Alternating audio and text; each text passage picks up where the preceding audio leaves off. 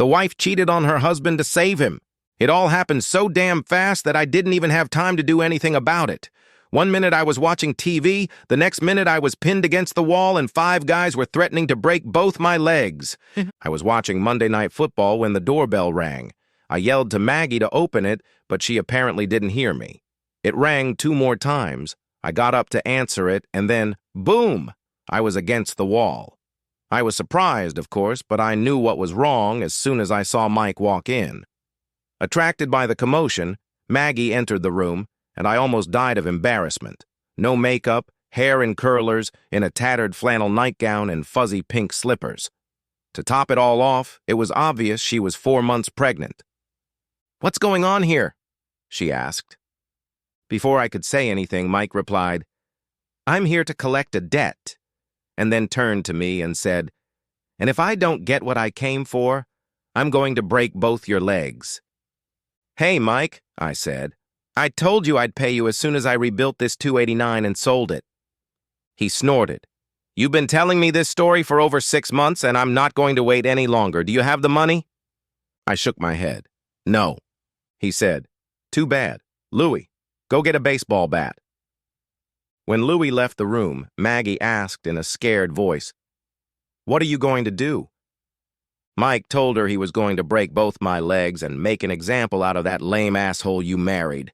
When everyone sees him hobbling around on crutches with a cast on each leg, I don't think anyone else is going to back out of their bets. Maggie asked how much I owed, and Mike told her. "Do you have the money to bail him out?" And when Maggie answered in the negative, Mike said, "That's too bad. I don't like doing what I have to do. It's just business, you know." Louie walked in with an aluminum baseball bat, and Maggie freaked out. "You can't do that. If you break his legs, he can't work and we have another baby on the way. We need his paycheck. Please don't hurt him." I saw an angry expression appear on Mike's face, and he said, "Do you want to pay his debt?" Maggie replied, "I already told you I don't have any money." Mike looked at her and said, "Who said anything about money? Do me what you did to me before and I'll get even." Maggie blushed and I yelled, "No," and tried to break free from the guys pinning me against the wall. Mike said, "Gag him and tie him to one of the chairs in the dining room." While the guys were tying me up, Mike said, "Come on, Maggie. What's a little sex among friends? I remember when you begged me to make love to you. And you did it for nothing. This time you're going to get something for it." I have to give a little backstory. Before I married her, Maggie was the town puncher. I don't think there was a single man in town between the ages of 15 and 50 who hadn't had sex with Maggie. Why did I marry her? Because she got pregnant and told her parents it was my baby. Her in-laws went to mine, and the next thing I knew, I was the guest of honor at the wedding with a shotgun. Oddly enough, the marriage turned out well. Not that the first 6 months weren't hard on Maggie. But that was my fault, not hers. She had persevered in her efforts to be a good wife and fix up my house, and I was bitter about having to marry and support a cheating bastard who slept with everyone in town. Supporting some other asshole's kid was not what I planned to do with my life. With as many boyfriends as she had, I'll never know how Maggie realized I was the father.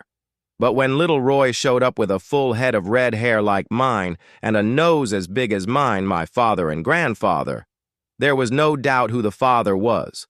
And Maggie had changed. Guys still snooped around and tried to woo her the same way, but she stayed loyal to me and eventually we met and fell in love. And now Mike is trying to get her back to what she used to be. It's not cheating when he knows. He can even watch. How about this? You'll spare your old man the pain? Maggie lowered her head and whispered, "I can't. I'm not the same anymore." "Too bad," Mike said. "Louie, hand me the bat." He walked over to me, gripped the bat tightly, and just as he started to swing, Maggie shouted, "Stop! Don't do that! I'll do whatever you want. Just don't hurt him." Mike tossed the bat aside and said, "Good girl. He doesn't appreciate what's in you." They picked me up in their arms and carried me into the living room, so I was forced to watch. Mike pulled Maggie's nightgown off and stepped back to watch. I swear, nothing looks more attractive than a pregnant woman. Even with those curlers in your hair, you're very attractive, but those pink slippers have got to go. One of you guys find your bedroom and see if you can find me some high-heeled shoes, something to balance out those curlers."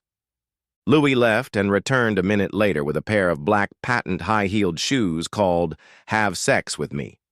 Mike made Maggie take off her slippers and put on the high-heel shoes. "Much better," he said. "Now come here and let's see if you remember how to do this." He took off his pants, sat down in the chair. Maggie looked at me, turned to Mike, and then he said, "Make it last a long time. Go slow." For 5 minutes, I was forced to watch my wife make Mike feel good. Finally, Mike said, "That's enough. It's time to give you what we both want," picked her up in his arms and carried her to the couch. Next, they made love. Mike thanked Maggie with the words, "That was better than anything you've ever given me before, girl. Your old man can owe me money whenever he wants as long as you pay the bill." As he got up from the couch, he saw Louis taking his place. "What's that?" asked Mike.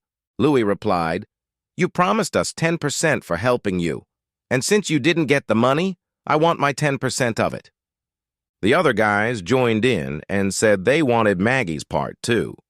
Mike looked at me, straining at the ropes and trying to bite through the gag, and said, "Okay, but we'll take her into the bedroom. I'm not going to be comfortable with him watching his wife being sexed."